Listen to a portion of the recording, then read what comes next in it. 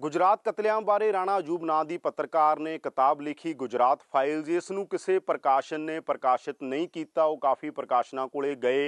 ये किताब के उत्ते वड्डी चर्चा हुई।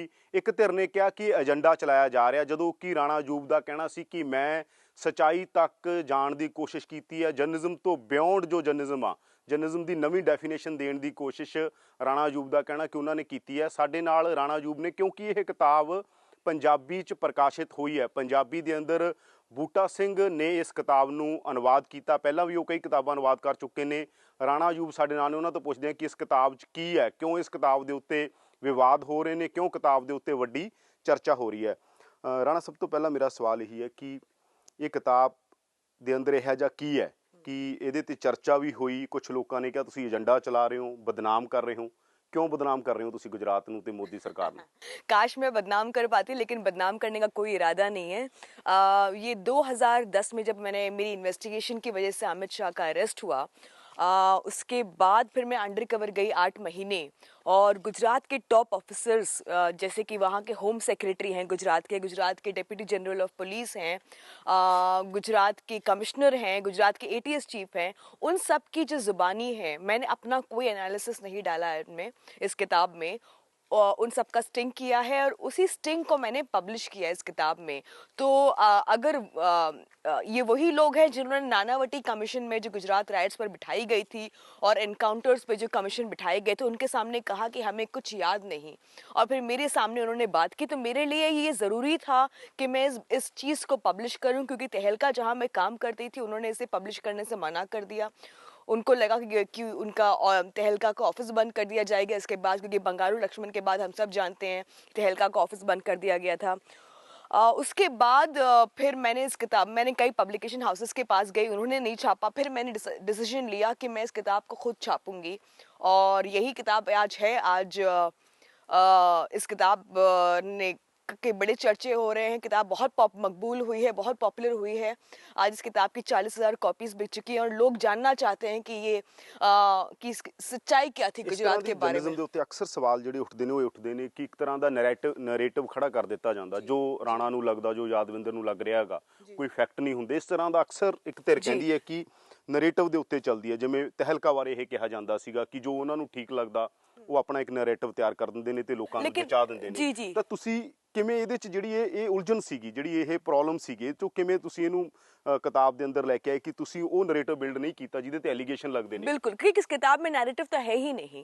इस किताब में मैंने कोई नैरेटिव दिया ही नहीं है। मैंने उनको ये प्रोसेस बताया है जिस प्रोसेस के तहत मैं अंडर कवर गई, क्या क्या तरीके अपनाए, और उसके बाद उन लोगों के इंटरव्यू छापे, और उसके बाद मैंने ऑडियंस रीडर से ये कहा है कि ये उनके इंटरव्यूज हैं। अब आप अपना मतलब निकालिए इस किताब के बाद कि ये हैं जब राजेंद्र प्रियदर्शी जो एटीएस चीफ है वो कह रहे हैं कि अमित शाह उनसे कहते हैं कि जो आपके जेल में जो बंद है लोग, उनको मार दीजिए, या ये अमित शाह उनसे ये कह रहे हैं कि इशरत जहां जो है वो तो हमारे फार्म हाउस में थी।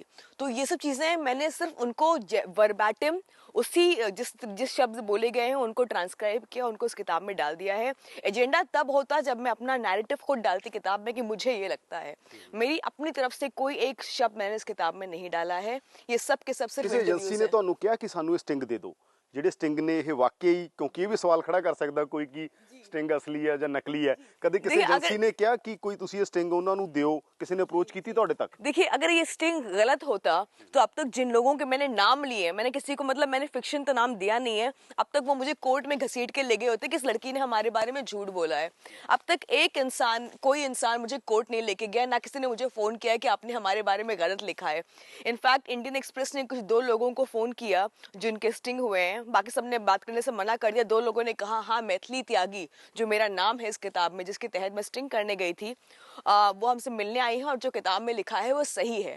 इसके बाद मुझे नहीं लगता कि किसी तरह के एप्रीहेंशन की या किसी तरह के शक की गुंजाइश है। आइडियली इस किताब के आने के बाद नानावटी कमीशन को, सुप्रीम कोर्ट को या एजेंसीज को सुओ मोटो नोटिस लेना चाहिए था कि ऐसी कुछ पॉइंट्स हैं, ऐसी कॉन्वर्सेशंस हैं जो पब्लिक डोमेन में आई हैं, लेकिन अब तक वो हुआ नहीं है। कुछ लोग इस तरह का भी गल ले आउंदे ने कि बीजेपी ही क्यों दिखती है, मोदी ही क्यों दिखते ने, पत्रकारां नूं गांधी परिवार देखणों हट जांदा, पत्रकारां नूं 84 दा कतलेआम देखणों हट जांदा, क्योंकि सो काल्ड सैकुलरिज्म दी गल कांग्रेस करदी है। ਪਰ ਕਿਹਾ ਇਹ ਜਾਂਦਾ ਗਾ ਕਿ ਜਾਣ ਬੁੱਝ ਕੇ, ਕਿਉਂਕਿ ਉਧਰੋਂ ਇੱਕ ਤਰਕ ਆਉਂਦਾ ਗਾ, ਇੱਕ ਬਕਾਇਦਾ ਤਰਕ ਆਉਂਦਾ ਕਿ ਸਾਡੇ ਤੇ ਕਿਉਂ ਇਸ तरह ਦੇ पत्रकारों ने इन्वेस्टिगेशन साढ़े ते क्यों करती है, होरां ते क्यों नहीं बिल्कुल, करती? अगर ये किताब कांग्रेस को सूटेबल होती तो आज कांग्रेस ने इस किताब को उठा के कहा होता कि इस पे इन्वेस्टिगेशन होना चाहिए।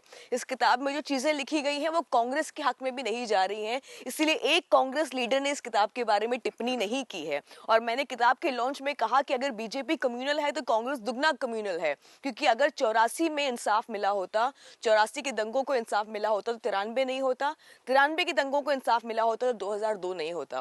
और जहां तक इस कि हम कांग्रेस ही क्यों दिखाई देती है, अगर आपको याद हो तहलका ने सबसे पहले मनमोहन सिंह का कवर पे डाला था कि ये इंसान करप्ट है, 2G और कोल स्कैम में इस इंसान का हाथ है। अगर अगर अगर लोग देखिए, लोगों की याददाश्त बड़ी कमजोर होती है, लोग भूल जाते हैं कि लोग ये भी भूल जाते हैं कि मैंने जो नागपुर में जाके जो बच्चों को ट्राइबल बच्चों को नक्सल के तौर पे या कांग्रेस के खिलाफ या आदर्श स्कैम में, जो महाराष्ट्र में जो आदर्श स्कैम हुआ था, सबसे आगे बढ़कर मेरी रिपोर्टिंग थी आदर्श स्कैम में, लेकिन वो लोग भूल गए, कांग्रेस के चीफ मिनिस्टर के खिलाफ वो लोग भूल गए। लेकिन मुझे लगता है एक माहौल बन गया जहां नरेंद्र मोदी और अमित शाह को जब क्रिटिसाइज करते हैं लोग कहते हैं अरे ये आप नहीं कर सकते हैं। तो ये जो माहौल बन गया है मुझे लगता है ये गलत है। ਤੁਹਾਨੂੰ ਲੱਗਦਾ ਹੈ ਕਿ ਜਿਹੜੀ ਇਸ ਤਰ੍ਹਾਂ ਦੀ ਜਰਨਲਿਜ਼ਮ ਜਿਸ ਤਰ੍ਹਾਂ ਦੀ ਮੈਂ ਕਰ ਰਿਹਾਗਾ ਹੁਣ, ਲੀਡਰਾਂ ਦੇ ਇੰਟਰਵਿਊ ਕਰ ਲਏ, ਇਨਵੈਸਟੀਗੇਸ਼ਨ ਕਰ ਲਏ, ਤੁਹਾਨੂੰ ਲੱਗਦਾ ਆਉਣ ਵਾਲੇ ਸਮੇਂ 'ਚ ਜਰਨਲਿਜ਼ਮ ਇਹਦੇ 'ਚੋਂ ਬਿਯੋਂਡ ਜਾਣਾ ਪਊ ਲੋਕਾਂ ਨੂੰ, ਜਿਸ ਤਰ੍ਹਾਂ ਤੁਸੀਂ ਬਿਯੋਂਡ ਗਏ ਹੋ, ਇਸ ਸਾਰੇ ਕਾਸੇ ਤੋਂ ਬਿਯੋਂਡ ਚਲੇ ਗਏ ਤੁਸੀਂ? जी जी। ਤੁਹਾਨੂੰ ਲੱਗਦਾ ਜਰਨਲਿਜ਼ਮ 'ਚੋਂ ਰਾਹ ਨਹੀਂ ਬਚਦੇ ਇਸ ਕਰਕੇ ਤੁਸੀਂ ਉਧਰ ਨੂੰ ਗਏ ਹੋ? देखिए, मैं स्टिंग ऑपरेशन को, स्टिंग जर्नलिज्म को बहुत ही ज़्यादा इम्पोर्टेंट जर्नलिज्म नहीं मानती हूँ, या मैं इसको बहुत ज़्यादा सही नहीं मानती हूँ, क्योंकि आजकल के आप टीवी चैनल्स पे देखिए कि लोग दूध वाले पे या सब्जी वाले पे स्टिंग कर देते हैं। मुझे नहीं लगता स्टिंग ऑपरेशन उस चीज़ के लिए बना है। केजरीवाल की तो पूरी पार्टी स्टिंग बिल्कुल बिल्कुल, आई मीन वो इंटरनल पार्टी स्टिंग हो बिल्कुल, आप देखिए बीजेपी ने खुद मतलब कई सारे उत्तराखंड में जो हरीश रावत का कई सारे स्टिंग होते हैं। मुझे लगता है स्टिंग तब होना चाहिए जब आपके पास जर्नलिज्म का कोई और हथियार ना बचा हो, आपके पास कोई पेपर वाइज। अब जिस केस के बारे में मैं बात कर रही हूँ, जो ऑफिसर्स जिन्होंने नानावटी कमीशन के सामने ये कह दिया कि हमें कुछ याद नहीं है, वो एक रिपोर्टर से कैसे बात करेंगे? तो मेरे लिए ये जरूरी हो गया था कि मैं उनका स्टिंग करूं, और इसके अलावा मेरे पास कोई ऑप्शन नहीं था। लेकिन हाँ, जहाँ आपका सवाल जायज़ है कि अब जिस तरह के हालात हैं, रिपोर्टर्स को जो नॉर्मल हमने बना दिया है, उस नॉर्मल से हट कर सोचना पड़ेगा कि हम कौन सी दीवारें हैं जो तोड़ सकते हैं और लोगों की तरफ सच्चाई लेके आ सकते हैं। ਤੁਹਾਨੂੰ ਕੀ ਲੱਗਦਾਗਾ ਕਿ ਜਦੋਂ ਕਮਿਊਨਲਿਜ਼ਮ ਦੇ ਉੱਤੇ ਇੰਡੀਆ 'ਚ ਗੱਲ ਹੁੰਦੀ ਹੈ ਤਾਂ ਪਹਿਲਾਂ ਬਾਲ ਠਾਕਰੇ ਦਾ ਨਾਂ ਲਿਆ ਜਾਂਦਾ ਸੀ, ਉਸ ਤੋਂ ਬਾਅਦ ਵਿਅਕਤੀਆਂ ਦੇ ਉੱਤੇ ਵਿਅਕਤੀਆਂ ਨਾਲ ਜੋੜ ਕੇ ਦੇਖਿਆ ਜਾਂਦਾ ਹੈ ਨਾ। ਤੁਹਾਡੀ ਕਿਤਾਬ ਦੇ ਅੰਦਰ ਵੀ ਅਗਰ ਦੋ ਨਾਂ ਜਾਂ ਜੇ ਅਗਰ ਅਸੀਂ ਆਇਡੈਂਟੀਫਾਈ ਕਰੀਏ ਤਾਂ ਆਉਂਦੇ ਨੇ ਬਾਰ-ਬਾਰ, ਅਮਿਤ ਸ਼ਾਹ, ਮੋਦੀ ਬੰਦਿਆਂ ਦੇ ਜ਼ਿਹਨ 'ਚ ਆ ਜਾਂਦਾ ਹੈਗਾ, ਚਾਹੇ ਤੁਸੀਂ ਉਹਦੇ 'ਚ ਤੁਹਾਡੇ ਸਟਿੰਗ 'ਚ ਕੀ ਆ ਰਿਹਾ ਨਹੀਂ ਆ ਰਿਹਾ ਇੱਕ ਵੱਖਰਾ ਮਸਲਾ ਹੋਊ। ਤੁਹਾਨੂੰ ਲੱਗਦਾ ਹੈਗਾ ਕਿ ਇਹ ਤੇ ਮਸਲੇ ਨੂੰ ਬੜਾ ਮਿਨੀਮਾਈਜ਼ ਕਰਨ ਵਾਲੀ ਗੱਲ ਆ, ਕਮਿਊਨਲਿਜ਼ਮ ਤੇ ਵਿਅਕਤੀਆਂ ਨਾਲ ਜੁੜੀ ਹੋਈ ਗੱਲ ਨਹੀਂ ਹੈਗੀ ਗੀ। ਇਹ ਤੇ ਜਦੋਂ ਕੈਪੀਟਲਿਜ਼ਮ ਦਾ ਵੱਡਾ ਕ੍ਰਾਈਸਿਸ ਜਰਮਨੀ ਦੇ ਅੰਦਰ ਪੈਦਾ ਹੁੰਦਾ ਹੈਗਾ, ਇਟਲੀ 'ਚ ਪੈਦਾ ਹੁੰਦਾ ਤਾਂ ਉਹਦੇ 'ਚੋਂ ਫਾਸਿਜ਼ਮ ਨਿਕਲ ਕੇ ਆਉਂਦਾ। ਇਹ ਕ੍ਰਾਈਸਿਸ ਨੂੰ ਜਦੋਂ ਇੱਥੇ ਤੱਕ ਮਹਿਦੂਦ ਕੀਤਾ ਜਾਂਦਾ, ਮਿਨੀਮਾਈਜ਼ ਕੀਤਾ ਜਾਂਦਾ, ਇਹ ਖਤਰਨਾਕ ਨਹੀਂ ਹੈਗਾ? ਇਹ ਤੁਹਾਡੀ ਖਤਰਨਾਕ किताब ਤੁਹਾਡੀ खतरनाक साबित नहीं हो जाती कम्युनलिज्म के संदर्भ में, क्योंकि लोग तो उसे रेफरेंस ना समझते। देखिए, किताब कम्युनलिज्म के बारे में बिल्कुल नहीं है, और यही बात मैं बार-बार कह रही हूं। इनफैक्ट ये किताब कम्युनलिज्म दा एक रेफरेंस एक रेफरेंस दे लिए लोग समझते ने कि देखो उत्थे होया। इस किताब में कम्युनलिज्म से ज्यादा अपॉर्चुनिज्म और ट्रेविस्टी ऑफ जस्टिस के बारे में बात की। तभी पंजाब के लोग इस किताब को इतना सराह रहे हैं, क्योंकि उनको लग रहा है कि 1984 के दंगों में जिस तरह से जस्टिस नहीं हुआ था, वही चीज 2002 में और 93 में हुई है। इसीलिए पंजाब ने, मेरे अब तक पिछले सबसे ज्यादा इवेंट मेरे चंडीगढ़ में हुए हैं, पंजाब यूनिवर्सिटी में हुए हैं। सारे सिख, जितनी पूरी सिख कम्युनिटी है वो मेरे साथ खड़ी हुई है। वो इसलिए क्योंकि उनको लगता है कि ये जस्टिस प्रोसेस जो इस कंट्री का है, क्रिमिनल जस्टिस सिस्टम जो है, ये किताब उसके बारे में है कि कैसे प्रोसेसेस को सबवर्ट किया जाता है। कोई ऑफिसर है जो चाहता है कि रिटायरमेंट के बाद उसको और कोई पोजीशन मिले, तो वो पॉलिटिशियंस के साथ हो जाता है। कम्युनलिज्म की बात नहीं है, वो तो हिंदुस्तान का एक बहुत बड़ा प्रॉब्लम है, कम्युनलिज्म है हिंदुस्तान में। लेकिन ये किताब, मैं इस किताब को इस बड़े ढांचे में डालना चाहती हूँ कि ये किताब जस्टिस लविंग किताब है, ये किताब process of subversion of justice है ये। तो ये किताब उस बारे में कि हर ਥਾਂ ਦੀ ਜਿਹੜੀ ਐਸਟੈਬਲਿਸ਼ਮੈਂਟ ਆ ਜਾਂ ਹਰ ਥਾਂ ਦੀਆਂ ਜਿਹੜੀਆਂ ਸਰਕਾਰਾਂ ਨੇ ਉਹਨਾਂ ਦੇ ਅੰਦਰ ਜਿੱਥੇ ਡਿਕਟੇਟਰ ਵੀ ਰਹੇ, ਜਿੱਥੇ ਸੋ ਕਾਲਡ ਡੈਮੋਕ੍ਰੇਸੀ ਵੀ ਹੈ, ਉੱਥੇ ਵੀ ਚੀਜ਼ਾਂ ਇਹ ਚੱਲਦੀਆਂ ਨੇ। ਜੇ ਅਸੀਂ ਰਸ਼ੀਆ ਦੀ ਗੱਲ ਕਰੀਏ ਤਾਂ ਸਟਾਲਿਨ ਨੇ ਉਸ ਦੌਰ ਦੇ ਅੰਦਰ ਜਿਹੜਾ ਡਿਸੈਂਟ ਸੀਗਾ, ਜਿਹੜੀ ਤੁਸੀਂ ਗੱਲ ਕਰ ਰਹੇ ਹੋਗੇ, ਜੋ ਡਿਸੈਂਟ ਸੀਗਾ, ਅਗਰ ਤੁਸੀਂ ਕਿਸੇ ਇਸ਼ਰ ਜਹਾਂ ਦੀ ਗੱਲ ਕਰ ਰਹੇ ਹੋ ਤਾਂ ਜਿਹੜਾ ਉੱਥੇ ਵੀ ਡਿਸੈਂਟ ਸੀ ਉਹ ਚੱਕ ਕੇ ਸਬੇਰੀਆ ਸਿੱਟ ਦਿੱਤਾ ਜਾਂਦਾ ਸੀਗਾ। ਉਸ ਤੋਂ ਬਾਅਦ ਤੁਸੀਂ ਹੁਣ ਫਿਡਲ ਕਾਸਟਰੋ ਦੀ ਮੌਤ ਹੋਈ ਹੈ ਤਾਂ ਬਹੁਤ ਸਾਰੇ ਰੈਫਰੈਂਸਿਸ ਦੇ ਨਾਲ ਆਰਟੀਕਲ ਆਏ ਨੇ ਕਿ ਕੋਈ ਕੰਧ ਤੇ ਨਾਅਰਾ ਵੀ ਲਿਖ ਦਿੰਦਾ ਸੀਗਾ। ਇੱਕ ਪਾਸੇ ਅਮਰੀਕਾ ਦੇ ਲਈ ਇੱਕ ਵੱਡੀ ਐਗਜ਼ਾਮਪਲ ਬਣਦੇ ਨੇ ਉਹ ਕਿ ਅਮਰੀਕਾ ਦੇ ਖਿਲਾਫ ਲੜਾਈ ਲੜੀ, ਦੂਜੇ ਪਾਸੇ ਇਸ ਤਰ੍ਹਾਂ ਦਾ ਇੱਕ ਰੈਫਰੈਂਸ ਆਉਂਦਾ ਕਿ ਕੋਈ ਕੰਧ ਦੇ ਉੱਤੇ ਨਾਅਰਾ ਲਿਖ ਦਿੰਦਾ ਸੀਗਾ ਫਿਡਲ ਦੇ ਖਿਲਾਫ ਤੇ ਉਹਨੂੰ ਚੱਕ ਕੇ ਜੇਲ੍ਹ ਸਿੱਟ ਦਿੰਦਾ ਸੀ। ਤਾਂ ਡਿਸੈਂਟ ਤਾਂ ਉੱਥੇ ਵੀ ਮਾਰਿਆ ਜਾ ਰਿਹਾ ਸੀਗਾ।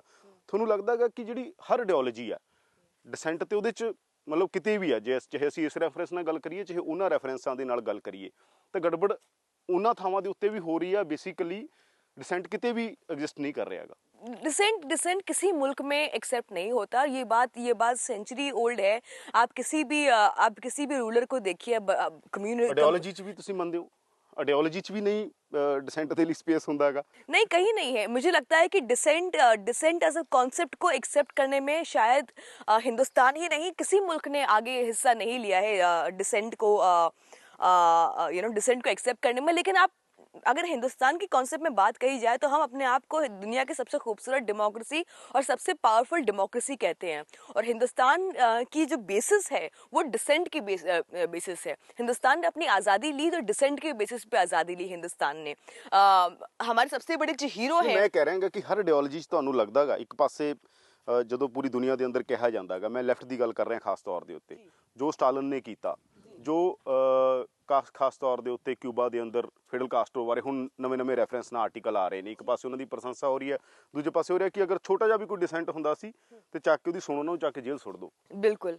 तो ये तो देखिए, ये चीजें तो आइडियोलॉजी में डिसेंट लोग एक्सेप्ट नहीं करते हैं, बिकॉज उसको कई अलग नाम दे देते हैं कि देखो हम सच्चाई की तरफ जा रहे हैं तो डिसेंट अलाउड नहीं है। ये हर एक लगता होना चाहिए? नहीं, बिल्कुल नहीं होना चाहिए। डिसेंट लगता डिसेंट अलाउ होना चाहिए, वो गल रखी जानी चाहिए, किते भी रखे हो अपनी गल। देखिए, कोई इंसान गलत भी बोल रहा हो तो उसको गलत बोलने का हक होना चाहिए।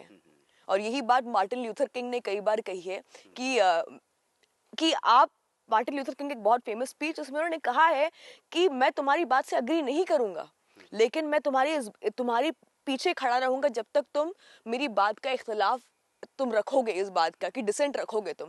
डिसेंट गलत बात भी अगर कोई कहता है, जैसे डिस्पाइट बीइंग अ प्रैक्टिसिंग मुस्लिम, अगर तस्लीमा नसरीन आके हिंदुस्तान में कोई बात कहती है, मुझे उसकी बात सुनने का हक है और मुझे उसको अपनी बात रखने का हक है, क्योंकि इसी तरह से खूबसूरती होती है एक कॉन्वर्सेशन की। डिसेंट की कॉन्वर्सेशन की खूबसूरती ये होती है कि आप डिसेंट करें। तो मुझे लगता है कि सबसे खूबसूरत बात एक डेमोक्रेसी की है। अच्छा होता, जैसे अभी रिसेंटली मैं कतर से आई तो वहाँ के इंडियन एम्बेसी ने मेरा इवेंट कैंसिल कर दिया। तो मुझे लगता है कि अच्छा होता कि अगर मुझे बोलने दिया जाता। हालांकि मैं किताब के बारे में नहीं बोलने गई थी, मैं एपीजे अब्दुल कलाम के बारे में बोलने गई थी, तो वहाँ पे मेरे इवेंट को कैंसिल कर दिया गया इंडियन एम्बेसी ने। तो अगर आप डिसेंट ही बंद कर देंगे, अगर अब शायद मैं डिसेंटिंग बात ना करती और करती भी, तो ये तो खूबसूरती है डेमोक्रेसी की। हम सबसे ज्यादा, हिंदुस्तान की सबसे बड़ी ताकत ये है कि हम डिसेंटिंग एक डेमोक्रेसी है। हम हर बात लगता है आइडियोलॉजी दी लिमिटेशन आ, डिसेंट नु अलाउ ना करना हर आइडियोलॉजी दी लिमिटेशन आ, वो नहीं करूगी। बिल्कुल, वो हर जगह, वो देखिए, वो जो सक्सेसफुल आइडिया, जो जिन आइडियोलॉजीज को हम मानते भी हैं कि ये सही आइडियोलॉजी है, वहां पर भी डिसेंट की स्कोप नहीं रही है। वहां पर भी आपको आप दुनिया की कोई भी आइडियोलॉजी ले लीजिए, आप लेफ्ट की ले लीजिए, राइट की ले लीजिए, एक्सट्रीम सेंटर, आप कोई लिबरल आइडियोलॉजीज ले लीजिए, कहीं ना कहीं एक सीमा बना दी जाती है कि आप इसके बाहर नहीं बोल सकते हैं। तो मुझे लगता है वहीं पर उस आइडियोलॉजी की सबसे बड़ी खामी होती है। दुनिया की कोई आइडियोलॉजी परफेक्ट नहीं है और डिसेंट को एक्सेप्ट ना करना मुझे लगता है सबसे बड़ी खामी है। दुनिया का आखिरी सच कहा जाता कि दुनिया का आखिरी सच है, इनू मनो। बड़ी इंटरस्टिंग गल ये है कि राणा अजूब आजमगढ़ तो आते हैं, कैफी आजमी की धरती तो। एक दूजा सच आजमगढ़ बारे बड़ा होंदा कि टैररिज्म की पनीरी तैयार हो रही है आजमगढ़ के अंदर, तो तुसी अपनी धरती नूं तो हर बंदा प्यार करता होंदा। मैं अपने पिंडों आया, अपने पिंड नूं प्यार करदा, तुसी भी आजमगढ़ बारे जरूर दसो लोगों को, क्योंकि आजमगढ़ बारे बड़ियां तरह दी परसेप्शन। मैं आजमगढ़ में पैदाइश मेरी आजमगढ़ की हुई है और कैफी आजमी जो है मेरे अब्बा के साथ, मेरे अब्बा बहुत बड़े राइटर हैं, तो उनके एक तरह से मेंटोर भी रहे हैं और कैफी आजमी काफ़ी क्लोज रहे हैं। लेकिन मैं आपसे ये भी बताना चाहूँ कि एक परसेप्शन बन गया आजमगढ़ के बारे में। वही चीज़ जो आजमगढ़ में हो रही है वो हर जगह हो रही है। लोग भूल जाते हैं कि आजमगढ़ शिबली नुमानी की भी लैंड है, जिन्होंने सबसे बड़े आइकन थे एजुकेशन को फैलाने में। तो हमारी भी गलतियाँ है कि हम एक स्टीरियोटाइप को लेकर बैठ जाते हैं, लेकिन हम जो बड़ी चीज़ें हैं उन जगह की भूल जाते हैं कि शिबली नोमानी ने शिबली कॉलेज दिया है आजमगढ़ में। आजमगढ़ के सबसे बड़े राइटर्स पैदा हुए हैं, हिंदी राइटर्स हैं, भोजपुरी राइटर हैं, उर्दू राइटर हैं, वो आजमगढ़ की पैदाइश हैं। तो मुझे लगता है मैं आजमगढ़ को, मेरा आजमगढ़, जिस आजमगढ़ को मैं बिलोंग करती हूँ, वहाँ के लोग इतने बड़े और इतने मकबूल हैं। तो मेरे लिए आजमगढ़ बहुत ही एक खूबसूरत जगह है, खूबसूरत एहसास है। और मैं अभी भी, आज भी, हालांकि मेरी पैदाइश और मेरी पूरी अपब्रिंगिंग बॉम्बे की हुई है, लेकिन मैं अपने आप को आज भी आजमगढ़ की लड़की मानती हूँ। ਪੰਜਾਬੀ 'ਚ ਤੁਹਾਡੀ ਕਿਤਾਬ ਅਨੁਵਾਦ ਹੋਈ ਹੈ, ਹੋਰ ਲੈਂਗੁਏਜ 'ਚ ਵੀ ਅਨੁਵਾਦ ਹੋ ਰਹੀ ਹੈ। ਪੰਜਾਬੀ 'ਚੋਂ ਕਿਸ ਤਰ੍ਹਾਂ ਦਾ ਰਿਸਪੌਂਸ ਮਿਲਿਆ? ਪੰਜਾਬ ਦੇ ਲੋਕ ਤੁਹਾਨੂੰ ਕਿਹੋ ਜਿਹੇ ਲੱਗਦੇ ਨੇ ਜਿਨ੍ਹਾਂ ਨੇ ਤੁਹਾਡੀ बड़े प्यार ਦੇ ਨਾਲ ਤੁਹਾਡੀ किताब? जितना प्यार मुझे पंजाब में मिला है, मुझे नहीं लगता मुझे किसी और शहर में मिला है। हालांकि इस किताब का तमिल में अनुवाद हुआ है, 15,000 कॉपी तमिल में निकल चुकी हैं। परसों मेरी किताब तेलुगु में लॉन्च हो रही है, उर्दू में लॉन्च हो चुकी है। लेकिन जिस तरह का प्यार, देखिए बाकी सब तो मैं ये कह सकती हूँ, अच्छा वो गुजरात के लिए लड़ रहे हैं इसलिए वो उनका रिलेशन है गुजरात से, इसलिए वो मुझे सपोर्ट कर रहे हैं। पंजाब के लोगों का कोई लिंक नहीं था इस चीज़ से, इस राइट से, इस पूरी पॉलिटिक्स से। लेकिन जिस तरह से उन्होंने आके मुझे सपोर्ट किया है, मुझे लगता है कि जस्टिस के टेकर्स जो हैं वो बहुत ज़्यादा हैं इस मुल्क पे। हम कितने भी शिकायत करें कि यार हमारे साथ जस्टिस नहीं हो रहा है, क्रिमिनल जस्टिस सिस्टम ख़राब है, लेकिन मेरी उम्मीद लोगों पर है, जिन लोगों ने गुजरात फाइल्स को इतना सपोर्ट किया है, स्पेशली पंजाबियों ने जिस तरह सपोर्ट किया है। मुझसे पंजाबी में बात करते हैं, अच्छी बात यह है कि मैं पंजाबी समझ लेती हूँ, बोल नहीं पाती हूँ क्योंकि मेरे नेबर्स पंजाबी हैं। इस किताब, इनफैक्ट मैंने कल किताब के लॉन्च पे कहा कि शायद मैं पंजाबियों से इतना क्लोज हूँ क्योंकि जब 1993 के दंगों में मुझे और मेरी बहन को एक दूसरे घर भेज दिया गया था कि हम पर अटैक हुआ था, तो हमें संभालने वाली फैमिली एक सिख फैमिली थी। तो मुझे लगता है शायद इसीलिए मेरा जो एक्सपीरियंस है 1993 का या 2002 का, वो 84 से रिलेटेड है, और शायद वो चीज़ लोग मुझ में देख लेते हैं। और मुझे लगता है कि पंजाब मेरे दिल के सबसे, आफ्टर आजमगढ़, अगर कोई जगह सबसे ज़्यादा क्लोज है तो वो पंजाब है। ਪੰਜਾਬ ਬਾਰੇ ਗੱਲ ਬੜੀ ਮਸ਼ਹੂਰ ਆ ਕਿ ਪੰਜਾਬ ਇਨਸਾਫ ਦੀ ਧਰਤੀ ਵੀ ਆ ਔਰ ਪੰਜਾਬ ਪਿਆਰ ਦੀ ਧਰਤੀ ਵੀ ਆ। ਹੀਰ ਰਾਂਝੇ ਦੇ ਕਿੱਸੇ ਪੰਜਾਬ ਦੇ ਅੰਦਰ ਚੱਲਦੇ ਨੇ। ਉਹ ਕਹਿੰਦੇ ਹਰ ਨਵਾਂ ਇਸ਼ਕ ਨਵੀਂ એનર્ਜੀ ਦਿੰਦਾ। ਤੁਹਾਨੂੰ ਵੀ એનર્ਜੀ ਮਿਲੀ ਉਹ ਪੰਜਾਬੀਆਂ ਨੇ ਜੋ ਤੁਹਾਨੂੰ ਪਿਆਰ ਦਿੱਤਾ। ਲਾਸਟ ਸਵਾਲ ਮੇਰਾ ਇਹ ਸੀਗਾ ਕਿ ਤੁਸੀਂ ਕੱਲ ਭਾਸ਼ਣ 'ਚ ਕਿਹਾ ਕਿ मेरी खूबसूरती च मेरा हुनर नाटक हो। बिल्कुल। खूबसूरत होना गुनाह हैगा? नहीं, खूबसूरत होना बिल्कुल गुनाह नहीं है। थोड़ी खूबसूरती दी नहीं नहीं, बिल्कुल नहीं। तो नहीं, वहाँ पे एक इंसान, एक जनाब जो राइटर थे, उन्होंने कहा कि राणा अय्यूब के लिए तो ये स्टिंग करना बहुत आसान होगा क्योंकि वो खूबसूरत है। अब ये कहना किसी औरत का पूरा काम कि इनको तो मेहनत नहीं लगी, 8 महीने अंडर कवर, तो खूबसूरत है कि चली गई, लोगों ने बोलना शुरू कर दिया इनके ऊपर, ये बात गलत लगी। क्योंकि यही तर्क हमेशा रखा जाता है कि जब औरत कोई काम करती है तो उसके लिए तो आसान हो जाता है। ਪੱਤਰਕਾਰੀ 'ਚ ਕਿਹਾ ਜਾਂਦਾ ਕਿ ਕੁੜੀਆਂ ਲਈ ਪੱਤਰਕਾਰੀ ਕਰਨੀ ਸੌਖੀ ਹੈ ਮੁੰਡਿਆਂ ਦੇ ਮੁਕਾਬਲੇ, ਕਿਉਂਕਿ ਅਫਸਰ ਉਹਨਾਂ ਨੂੰ ਐਂਟਰਟੇਨ कर लेते हैं। तो ये कितनी गलत बात है। और मैंने उस बात पर एतराज किया कि मैंने बहुत तकलीफें झेली हैं इस किताब को बाहर लाने में, तब मेरी खूबसूरती क्यों नहीं काम आई। तो मतलब मेरे पूरे काम को एक लड़की के मद्देनजर से, कि लड़की है तो आसान हो जाता है या खूबसूरत है तो आसान हो जाता है, उस पे ना ढालें कि आप मुझे, अगर एक बड़े होकर आप मुझे तारीफ करते तो मुझे अच्छा लगता, लेकिन मेरी किताब का पूरा सरासर आपने वो डाल दिया कि नहीं, मेहनत तो नहीं लगी इस किताब में, वो मुझे गलत लगा। और इस बात पे मैंने मैं कहता कि तुसी बहुत खूबसूरत हो, कोई प्रॉब्लम तो नहीं? नो, वो प्रॉब्लम नहीं है, वो तारीफ है, ह्यूमन नेचर है, तारीफ करना, लोग तारीफ करें, कोई मुझे बदसूरत के तो होना गुनाह नहीं है। बिल्कुल, खूबसूरत होना बिल्कुल गुनाह नहीं, लेकिन आपके काम को इस चीज से कवर अप करना कि तो अच्छा आपके लिए आसान हो जाता है, आप औरत हैं, औरतों ने बड़ी लड़ाई लड़ी है इस सिमिलर इक्वल राइट्स के लिए। तो अगर आप इस जमाने में भी अगर एक औरत को सिर्फ उसकी खूबसूरती से जज करे, उसके काम को, मैं पर्सनल लाइफ की नहीं, मैं काम की बात कर रही हूँ, उसके काम को अगर सिर्फ खूबसूरती से जज कर, तो मुझे उस बात से तकलीफ है। ਧੰਨਵਾਦ ਰਾਣਾ ਤੁਹਾਡਾ ਬਹੁਤ ਬਹੁਤ। Thank you so much, thank you so much. ਇਹ ਸੀ ਰਾਣਾ ਅਯੂਬ ਜਿਨ੍ਹਾਂ ਨੇ ਕਿਤਾਬ ਲਿਖੀ ਹੈ ਗੁਜਰਾਤ ਦੇ ਉੱਤੇ, ਕਿਉਂਕਿ ਇੰਡੀਆ ਦੇ ਅੰਦਰ ਵੱਡੀਆਂ ਤਰਾਸਦੀਆਂ 47 ਦੀ ਬਹੁਤ ਵੱਡੀ ਤਰਾਸਦੀ ਹੈ ਜੋ ਪੰਜਾਬੀਆਂ ਨਾਲ ਵਾਪਰੀ। 10 ਲੱਖ ਤੋਂ ਵੱਧ ਲੋਕ ਇਸ ਧਰਤੀ ਤੋਂ ਉੱਜੜ ਕੇ ਗਏ। ਉਸ ਤੋਂ ਬਾਅਦ 84 ਦੀ ਤਰਾਸਦੀ ਹੈ ਸਾਡੇ ਸਾਹਮਣੇ 1984 ਦੇ ਅੰਦਰ। ਉਸ ਤੋਂ ਬਾਅਦ ਗੁਜਰਾਤ ਆ, ਬਾਬਰੀ ਕਾਂਡ ਆ, ਜਿਹੜਾ ਇਸ ਦੇਸ਼ ਦੇ ਅੰਦਰ ਇੱਕ ਉਹ ਸੀਗਾ ਕਿ ਭਰਾ ਦੇ ਨਾਲ ਭਰਾ ਹਮੇਸ਼ਾ ਖੜਦਾ ਸੀ, ਧਰਮ ਤੋਂ ਉੱਪਰ ਉੱਠ ਕੇ, ਜਾਤ ਤੋਂ ਉੱਪਰ ਉੱਠ ਕੇ, ਫਿਰਕਿਆਂ ਤੋਂ ਉੱਪਰ ਉੱਠ ਕੇ। ਸਾਡੀ ਇੱਕ ਸਾਂਝ ਸੀ, ਸਾਡਾ ਸਿਵਲਾਈਜੇਸ਼ਨ ਆ ਜਿਹੜਾ ਉਹ ਇਸ ਤਰ੍ਹਾਂ ਦਾ ਸੀਗਾ ਕਿ ਅਸੀਂ ਵੱਖ-ਵੱਖ ਸਟੇਟਾਂ 'ਚ ਵੰਡੇ ਹੋਏ, ਵੱਖ-ਵੱਖ ਲੈਂਗੁਏਜ 'ਚ ਵੰਡੇ ਹੋਏ, ਵੱਖ-ਵੱਖ ਕਾਸਟ, ਵੱਖ-ਵੱਖ ਰਿਲੀਜਨ ਦੇ ਬਾਵਜੂਦ ਵੀ ਇਕੱਠੀ ਇੱਕ ਸਾਂਝ ਹੁੰਦੀ ਸੀ।